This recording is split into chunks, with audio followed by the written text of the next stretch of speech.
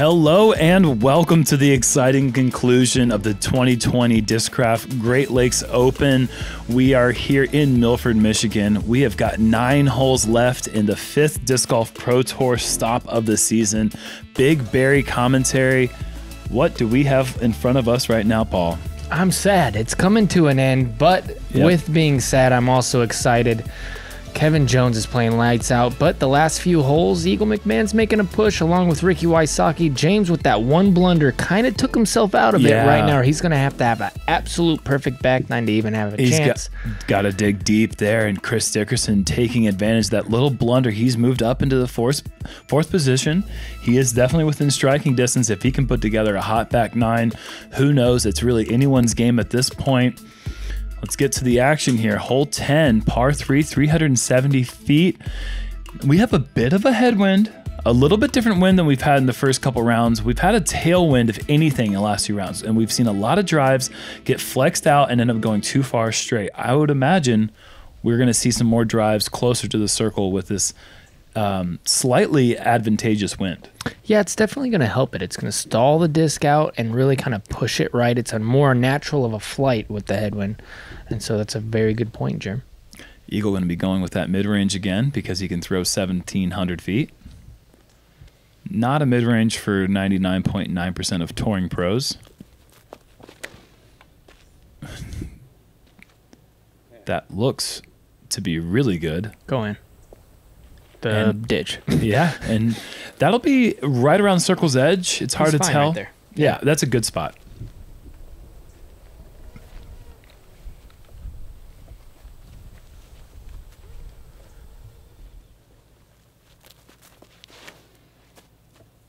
And Ricky, this is turned early, maybe too much turn. Same spot. Wow, actually, wow. It just got there quicker. Didn't have that long pan glide. A little bit lower, but a little bit more direct. Still going to have a look. Yeah, I don't know the difference between. I think Eagle might be a little closer. Yeah, I would agree with that, but we'll have to wait and see.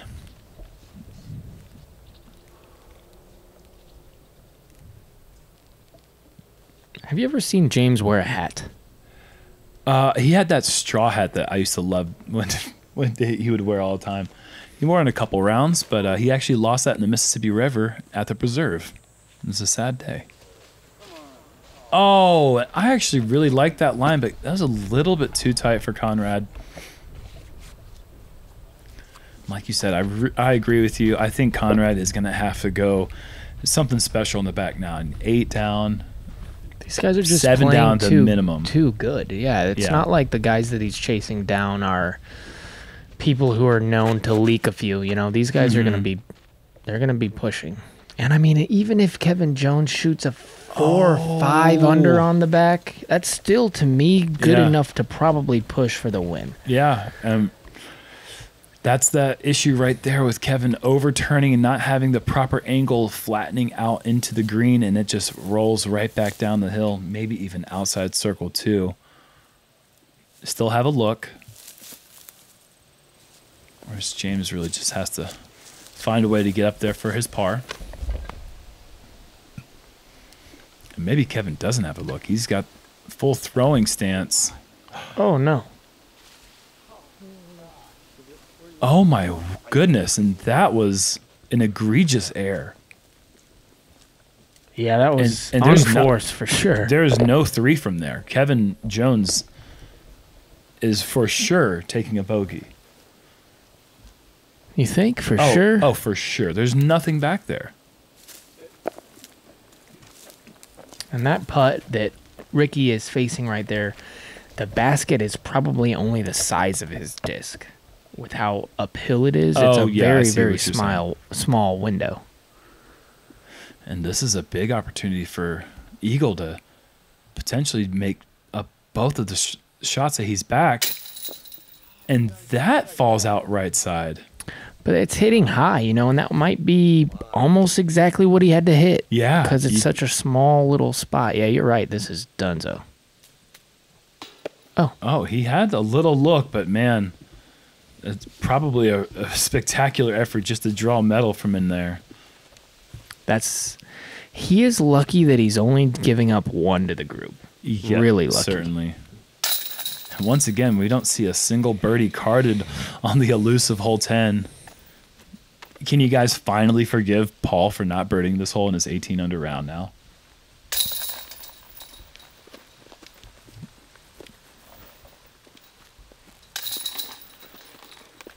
Kevin, I believe that is only his second bogey of the event so far. Potentially costly time as he gives up a stroke to the entire card. Moving on to hole 11, par 3, 358 feet straight up the hill. Play is going to be a backhand driver that flips up and kind of pushes that early left side and moves to the back right side while narrowly avoiding the trees and the limbs, skipping up the hill. Takes a lot of power to get all the way up there. Yeah, and then we had a little bit of a breeze, and so the disc was definitely taking some funky up and downs. Yeah. And really, you want to hug it a little bit more on the left side. I saw a lot of drivers pushing more or straighter than usual because of that wind coming up the hill. This is exactly what you want right here. Yeah. Eagle just It's ripping hyzer. The only other person that I've ever heard the disc like that was Will Schustrick back in the day. Oh, yeah. It would make this crazy flutter sound where it was just like going so fast. The disc didn't even know what it was doing. Do you remember that? Oh, yeah, absolutely. He was one of my favorite players to listen to throw for that exact reason. And Eagle's the only other person I've ever heard make that sound. Well, it makes sense. He's got the long, lanky reach back and very fast pull through right across the chest. I mean, they're definitely accelerating the disc upwards of 90 miles an hour. Ricky caught a little bit of cabbage and kicked left and short, probably out of comfortable putting range. James. And there's that straight that I was talking about. Oh, it just keeps it pushed straight. And that is a really tricky putt off to the right side, a very low ceiling. It's doable, but it would take a big effort. Let's see how Kevin bounces back.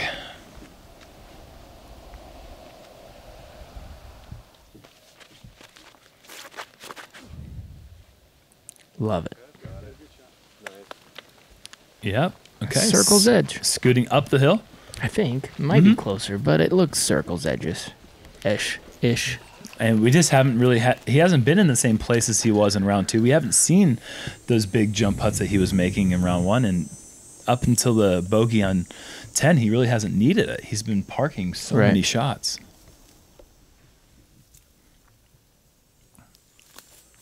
And James, this looks good. And it is. Wow.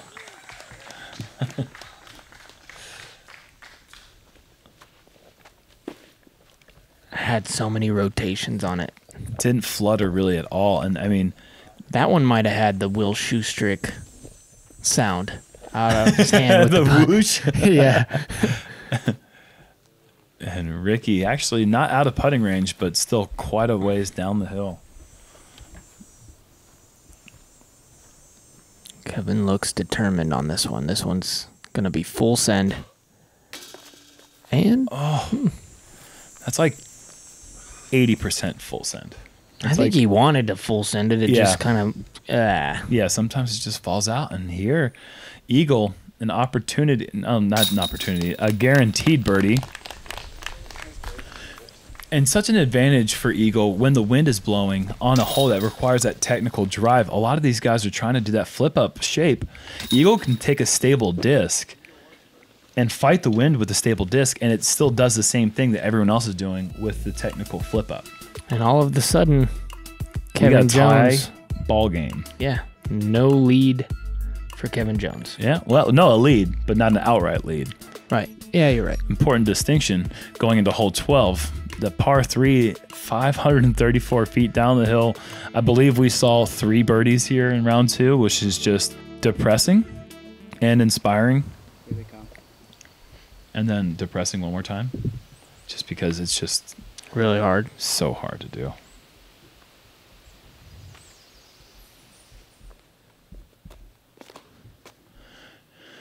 That is it.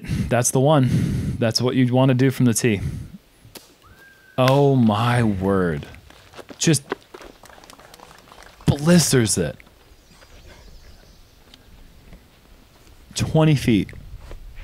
That's so good. These guys are in full competition mode right here because James watched that, just walked right past him in his own game. Yeah. I would have been like, yeah, nice shot. Yeah, eagle, oh my goodness. Instead, James goes straight to Orlando Broom and sweeps off the tee box. This is a difficult Anheuser shot. This is super tough. Oh. And he's laying down the roller. I heard he was doing this. Okay. Oh, wow. Oh, that's why he was doing it. Yeah, I would too. With that result, that's a great shot from James. Ricky as well. Yeah, and Ricky trying to make the slight adjustment from round 2. He caught up just a little bit early on the right side. Made up for it with that highlight 100-footer. This is going to go too straight. Yeah.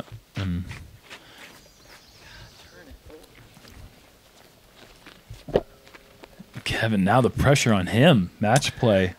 I think this is too understable.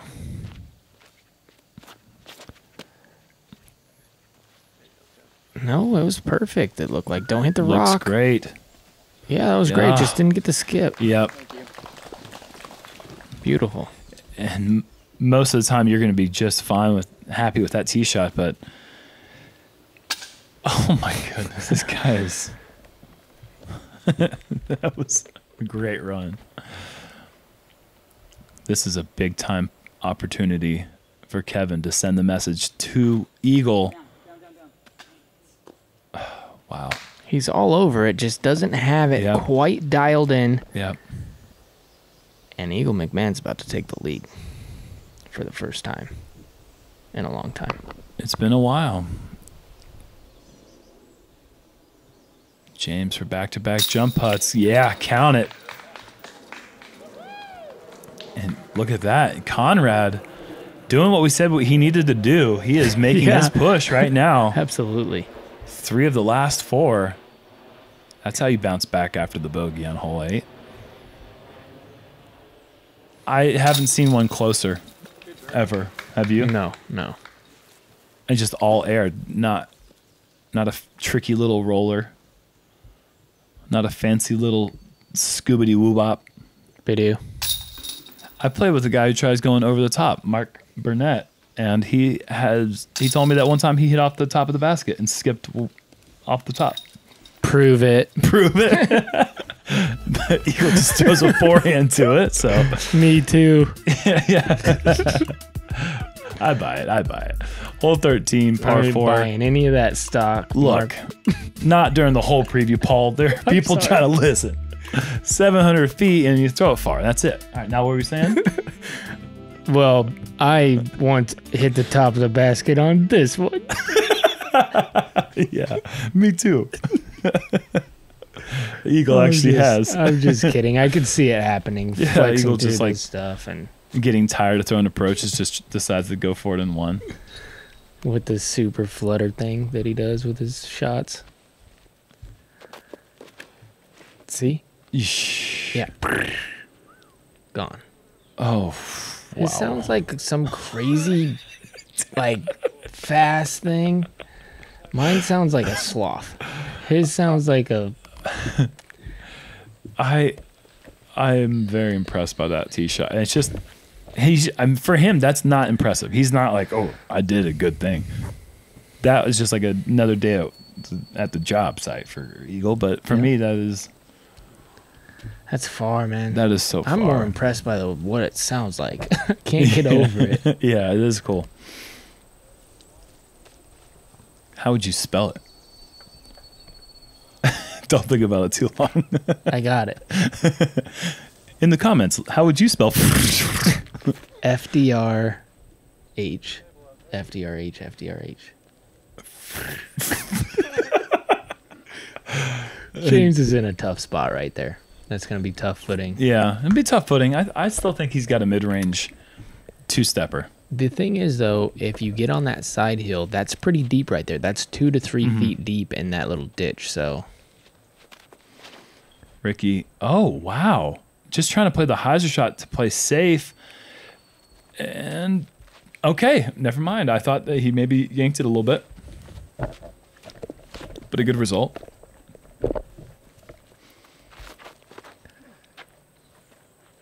Kevin, massive D2, going hyzer the whole way. And you can just see, I mean, every 5 feet further on a hillside like this just is probably equates to 30 feet on flat ground. And Eagle's about 50 feet to 60 feet further than the next farthest drive. This needs to go in. This needs to go in. Oh! Oh!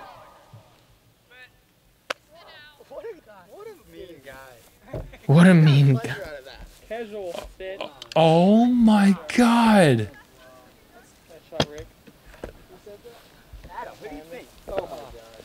I mean, they're just all confused about what Wow. happened. And Kevin, how about Kevin? Just knowing every day that it's going to go in. Like, he made that call in Ricky's second shot yesterday. Uh-oh.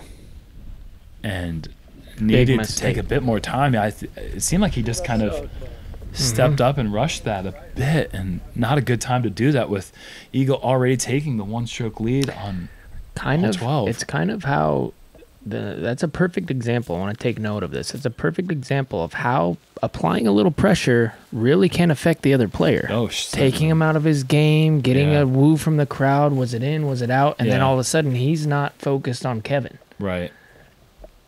And well, he still has time to bring himself back into this event, but Eagle obviously an opportunity, putting one close here. Oh yeah, that's a guaranteed birdie, and Kevin's gonna have to make a putt from somewhere back edge circle 2. And he has not been on with his jump putt this round. Oh, he's actually even outside circle 2. This would be heroic, and this is off right. So it's gonna be 2 back for Kevin, and Ricky's gonna tie him right there.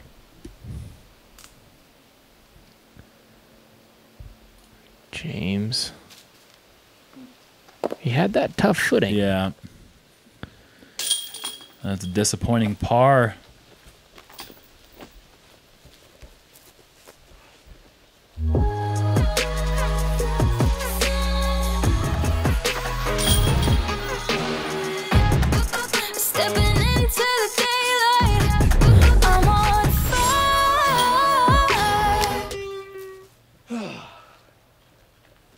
I don't know if y'all were getting down like Paul and I right there, but we just got down during that little dance break. Thank you, DISCRAFT, for the funky music and the awesome support of the coverage. Hole 14, Eagle with a 2-shot advantage going into these final 5 holes. Par 3, 375 feet, going down about 40 feet in elevation. Hyzer's right around. The drone pretty much shows you the perfect flight. You just want to come around the backside there. It was crazy. We were talking about how is Kevin really going to give this up? Is he going to give it up? And then just like that, Eagle takes 2. He takes another 2. In 3 holes, he takes 4 shots. And all of a sudden, he has control of the tournament. Well, just so you know, Paul, I'm never going to give you up. And I'm never going to let you down. Eagle spiking into birdie territory. Right around the edge of the circle. And Ricky also making those moves on Kevin. He's going to put this one out wide. He's going to need a little skip. And got a big skip. Nice skip. Pretty much how... We have a good old-fashioned shootout. Oh, yeah. And don't forget about Chris Dickerson. He's on the chase card right now, doing some work. He's bringing himself into the mix right now.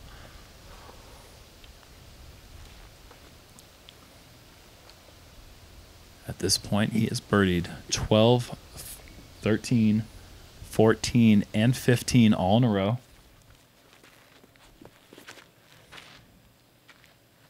James needs to make this. Yeah, this is kind of do or die time. Like you're not wrong about that. And that tree kick. Kevin needs this in more ways than one. Like he has been leaking shots. He needs a birdie to get back on. One over in track. The past 5, and just such a different story than that first 8 holes where he was 7 under. It's so hard. Beautiful shot. It is so hard to close any tournament. Mm-hmm. And when you have the best players in the world, it's always going to end up coming down to the last 3-4 holes, and it's really anybody's ball game. Little breezy. Oh no, and that is going to be a very tough comeback putt for Conrad.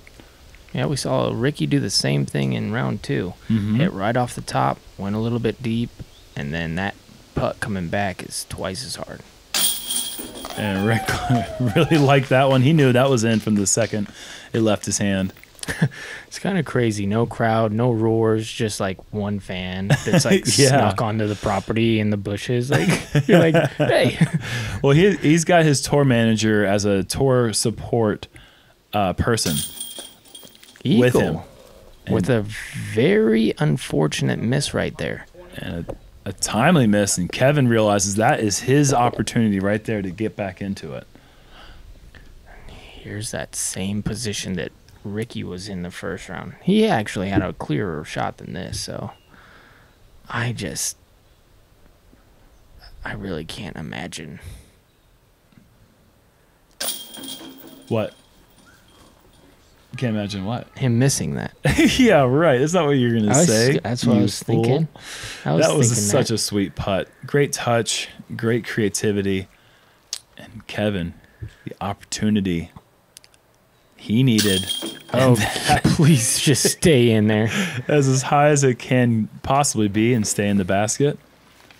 And it's one of those situations where you're happy that you got a stroke, but you're almost like not happy with the stroke so much that you feel like... Yeah, you're just like, why can't I just put it on the stripe? Focus on the good thing at that particular situation. You got the birdie. It's one stroke with 4 to go.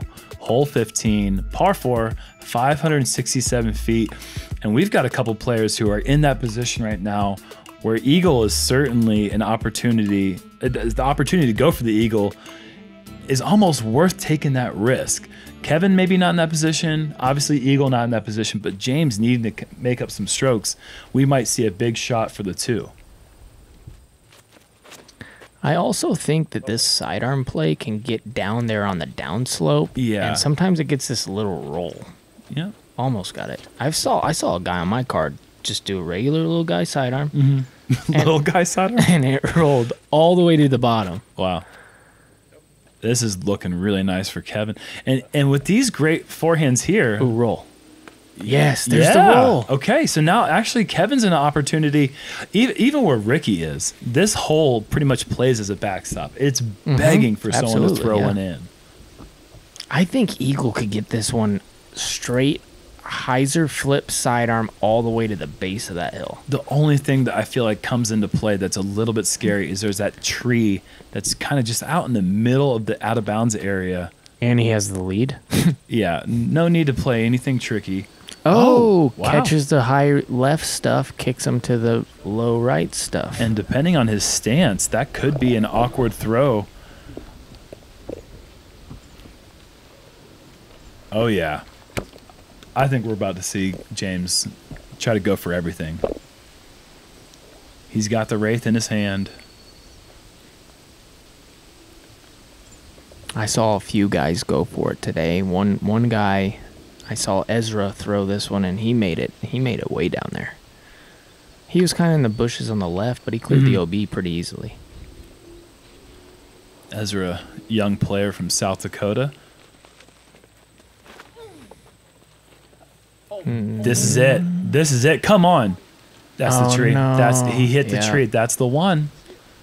That is the one you have to miss. But that was, gosh, I would have loved to have seen where that was going. You missed that tree and you're home free. Oh, my goodness. That was a great pull from James. And you can't see that tee from the tree. I mean, can't see that tree from the tee. This is good. Yeah. Good stuff. Oh, parked.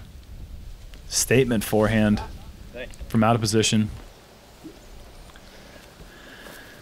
A little bit of acknowledgement of a nice shot from Kevin Jones.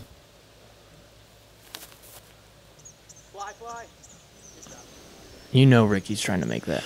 Yeah.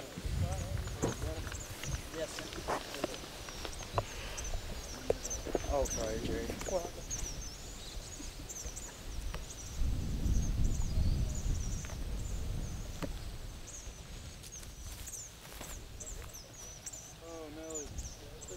Oh, this is cooked.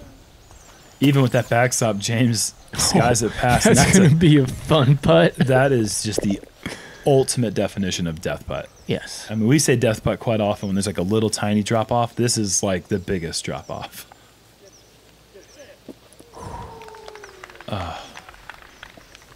Needs it. Yeah.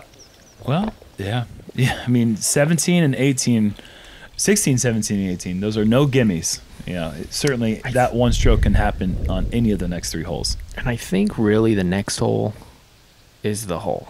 Yeah. I think that's the hole. Yeah. Oh, and that's going to end James' run. It's going to suffer a double bogey here on the 15th. It's the 3rd easiest hole in the course. Certainly the timing was awful to take the double bogey, but also it was situational. It was totally situational. James is not double bogeying that hole in any other situation. He knew what he had to do. James Conrad. Oh, that was just a bogey, actually. Oh, you're right. Yeah, that was just a bogey. Okay, but still. But he knew the situation. Right. He knew that he had to push. He's trying to win the tournament, ultimate competitor, and we all would have done it in the same position. Sure. I mean, you got that shot, you're going to line it up. And, I mean, he even executed a great shot off the tee. Truly unfortunate. The move to hole 16. You see that headwind blowing. And this would be a huge opportunity for Ricky to make a nice statement. Put this one close because the first person who gets through that gap makes that gap a little bit smaller. Oh, and that was looking so good. Just never got edge. Tracked, turned over, stayed low. The wind really didn't do it any favors as it just never got the opportunity to get on hyzer. Not a bad shot from Ricky. This hole is really big in round 1 and round 2, but round 3, it shrinks, especially on the lead card.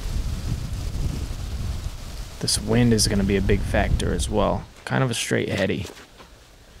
A little too high, turn over. It's trying. Oh, it's... Get down. Oh, it's over. Oh my goodness. That was almost something special. He's almost made it.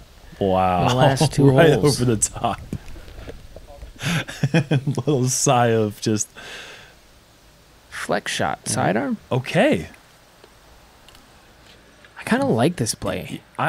Certainly. I'm surprised to see him go with it. I don't like that play. Okay. Well, now Kevin Jones certainly with a great opportunity to tie things up, and so does Ricky.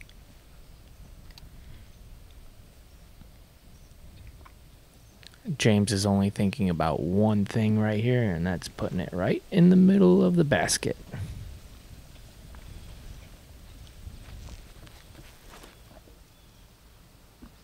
An early leaking left, heading into the high stuff. It's interesting. You go over to that left side, and you still have a decent look down the hill. Eagle oh, wow. I was going to say just pitching it up, but that the closer that got, it looked like it may have been a bit of a run as well. Has to make this. Wow.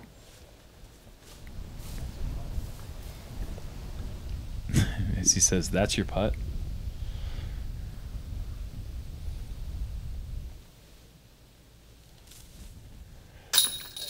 Yeah. Okay. Yeah. That was sick. James just always deadly Yeah, from everywhere. He's made a lot of jump putts this round. Yeah, He's definitely putted the best out of the whole group. We haven't seen the same outside the circle action that we saw in the first 2 rounds, and in subs James Conrad coming in from the caboose. bringing up the card.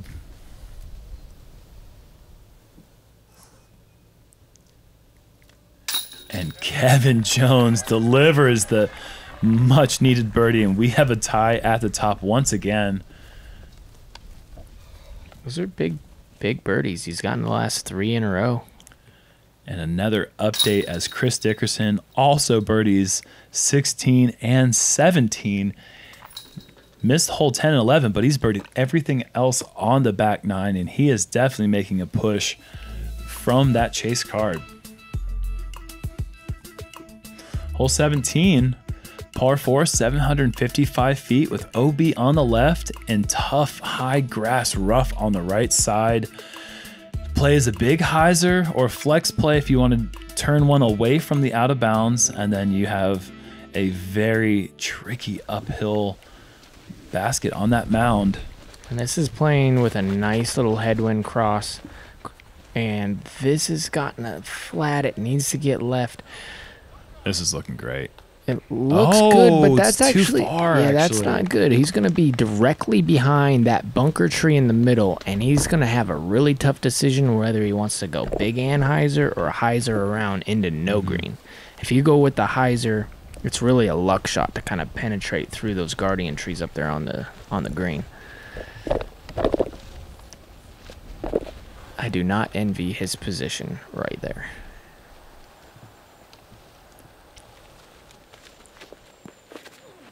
So there's the left to right turnover shot to play away from out of bounds, but that is sacrificing a great deal of distance. Safe, maybe a good lie, a good run up, but he's going to have 350 feet left to the pin. That's going to play closer to 420 feet. I think with the amount of power these guys have, if you can just go straight with a hyzer flip, kind of like that, it looks like it's going to be flirting with the out of bounds, but he has so much power that it just goes way past that. Jeez Louise. Yeah. Oh, my goodness. If most people see the disc come out that high with that much angle, that's out of bounds early. But Rick pushing through with so much power, getting 500 feet up the fairway, if not more.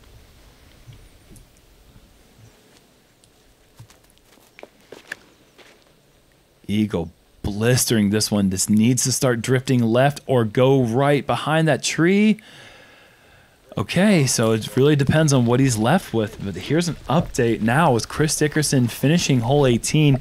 He is in the clubhouse at 32 under par. He is in the lead right now. Oh, wow. These guys are going to have to pick up a birdie in the next 2 just to tie, and 2 birdies to potentially win.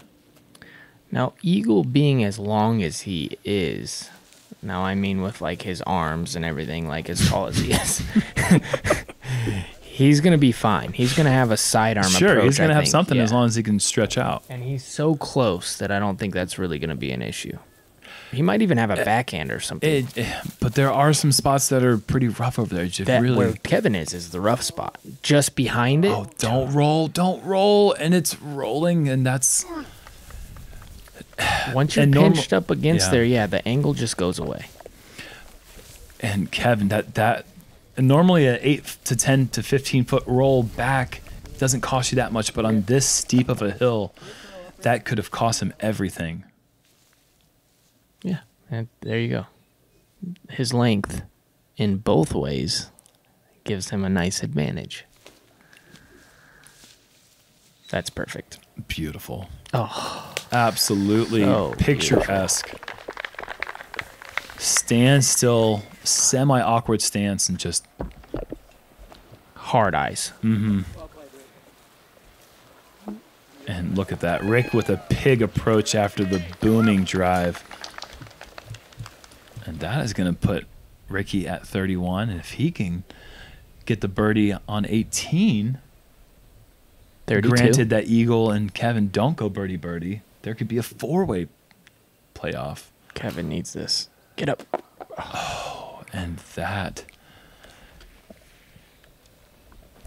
that puts Kevin in a tough spot, with 18 being such a huge advantage to Eagle's forehand. I mean, Eagle's about to take the lead. He's going to have a one-shot lead over everybody card. but Chris. Right. And he going into 18 will be, Yep. you know. He's got a good shot right now. He just needs to capitalize on the short putt.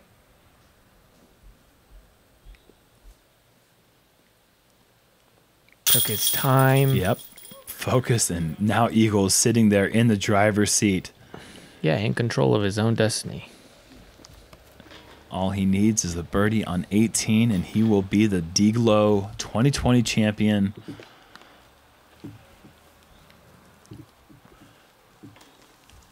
But that doesn't mean that Kevin and Ricky are out of it yet. A birdie for them and a slip up from Eagle. And like I said, this could be a four-way tie for the playoff. Hole 18, we are down to the 54th and final hole. Par 3, 315 feet, plays more like 400 feet, if not more. This is just an absolute crush of a forehand. Also, another great play as a roller. Normally, even with James on the card, you would think that there'd be a little drama, but these three guys who are in contention, they all have above average, way above average sidearms. They're all going to have looks, I would have to say. Yep. This is going to be a putting contest. Wow, Ricky long with the forehand. I missed that version of Ricky Wysocki. So glad that he is focusing on that shot once again. It's so much fun to watch him rip those. That was a boomer. Wow.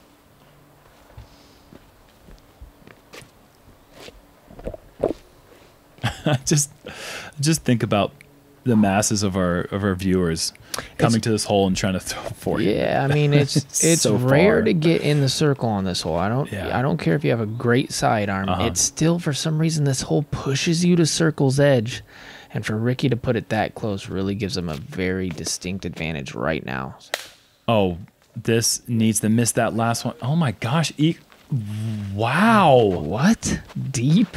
2 in a row. So Eagle, now, I mean, that's been his 20-foot range all tournament. That is true. 33 feet. That is circle's edge, and that is no gimme. Kevin making the nice adjustment from round 2. This is looking great. And 3 in a row long forehands. I hadn't seen one yet all tournament, and there you go. With the tournament on the line, the adrenaline kicking up, these players are delivering big shots. Like you said, it's going to be a putting contest.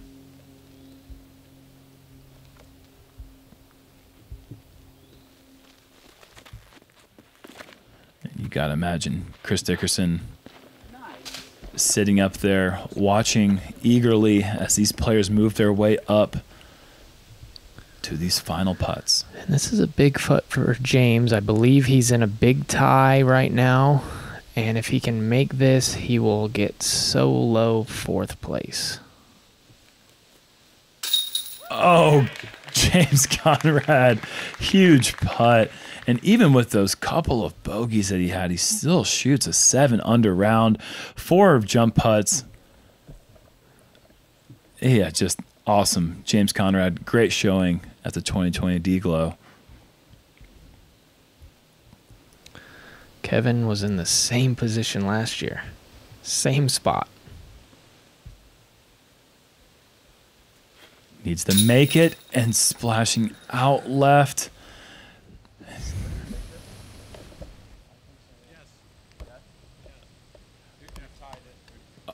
Oh, so Eagle unaware of the scores. He just asked if he needs to make this. Now he knows this is it. The tournament is on the line. Eagle McMahon 10 under. Needing to get to 11 under. Gathering his thoughts. Focusing. And right into his routine. You have to imagine his heart is just going a million miles an hour.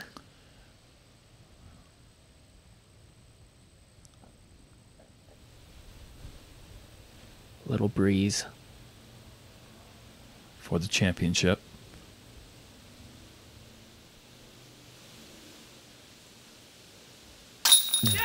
Wow, what a championship putt. Unreal. On the stripe, perfect spot. No chance for anything but a title when that left his hand. And you know, Ricky has to watch that, and now he moves up to this short putt. I mean, a great putt for the birdie, but as a spectator, as a fan, you want to see it go in, but as a player, you're just sitting there like, that's a good putt. Maybe it falls out though, you know. But incredible effort. What a great round from Wysocki, pushing. 20 DISCRAFT Great Lake Open champion, Eagle McMahon. Already tweeting about it? No, he didn't know he won. Oh. He thought he had to make that for the tie. Okay, this is a unique situation. Yeah, I'm pretty sure he thought maybe Dickerson had come in with a 33 under, I was and that. tied with who? With Dickerson.